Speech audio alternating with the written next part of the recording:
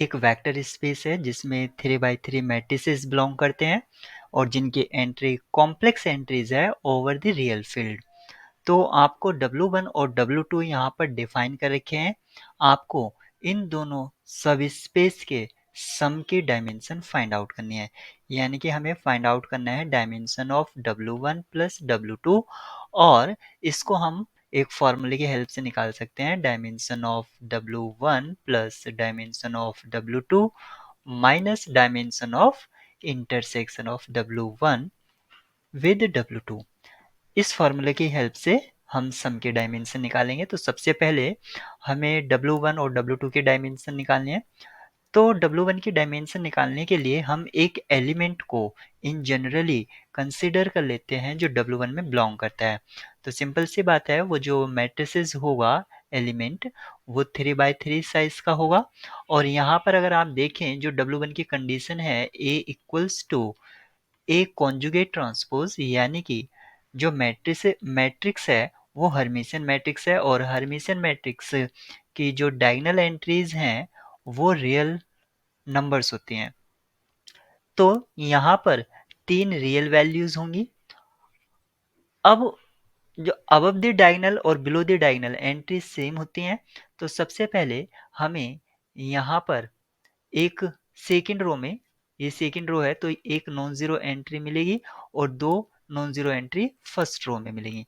तो 3 आपको complex non zero entries मिलेंगी, कॉम्प्लेक्स नॉन जीरो, क्योंकि जो मैट्रिक्स है वो आपका कॉम्प्लेक्स नंबर्स पर डिफाइन है।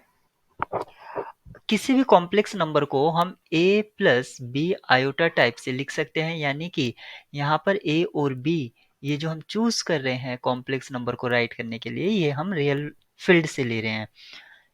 एक कॉम्प्लेक्स नंबर के लिए हम 2 प्लेस पर इंडिपेंडेंट हैं, तो 3 कॉम्प्लेक्स नंबर के लिए हम कितने प्लेस पर इंडिपेंडेंट होंगे?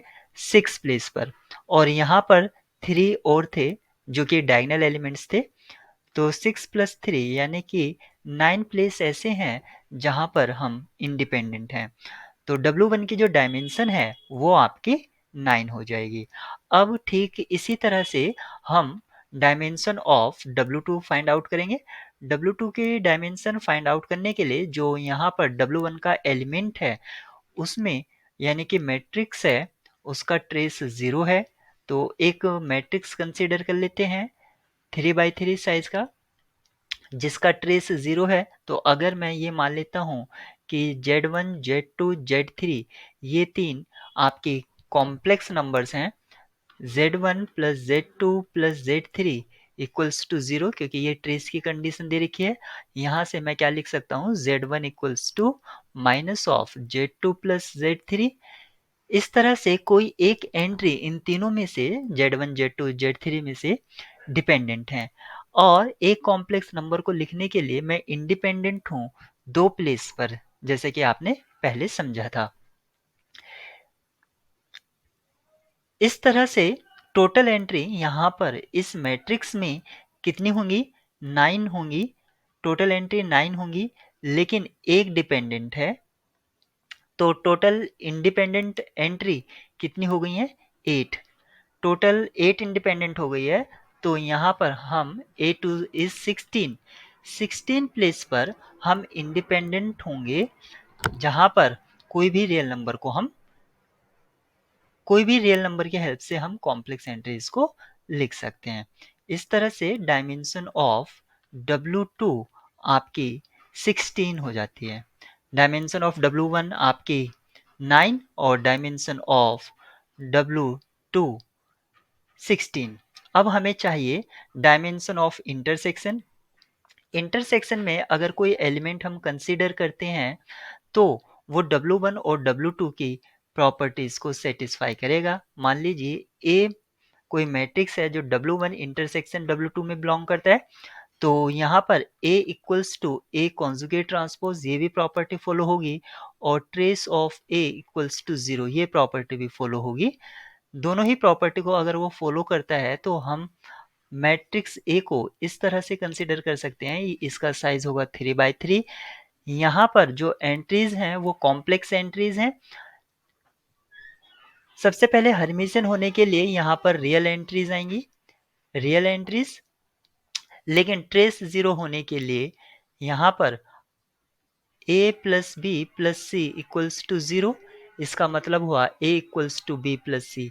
हम दो एंट्रीज पर इंडिपेंडेंट होंगे, ये दो रियल एंट्रीज हैं, यानी कि दो रियल एंट्रीज हो गई, और अबव द डायगोनल आपके पास जो होंगी वो कॉम्प्लेक्स एंट्रीज होंगी, और वो कितनी होंगी, एक ही आपके यहाँ पर होगी और दो आपके फर्स्ट रो में होंगी, टोटल 3 हो गई हैं। 3 2 is 6, 6 and 2 8, 8 आपकी इंडिपेंडेंट चॉइस हो गई, यानी कि डायमेंशन जो है, dimension of W1 intersection W2 आपका 8 हो गया है। अब आपका जो फार्मूला था उसको यूज कीजिए, dimension of W1 plus dimension of W2 equals to dimension of W1, sorry, minus dimension of intersection, ये इक्वल्स होता है डायमेंशन ऑफ सम के, यानी कि W1 plus W2। Dimension of W1 आपका 9 था, dimension of W2 16 minus dimension 8, और इन दोनों को अगर हम सिंप्लीफाई करते हैं तो कितना आता है, 25 माइनस 8 यानी कि 17। तो dimension of W1 plus W2 आपकी 17 होगा। इस तरह से ये न्यूमेरिकल आंसर टाइप प्रॉब्लम हमने सॉल्व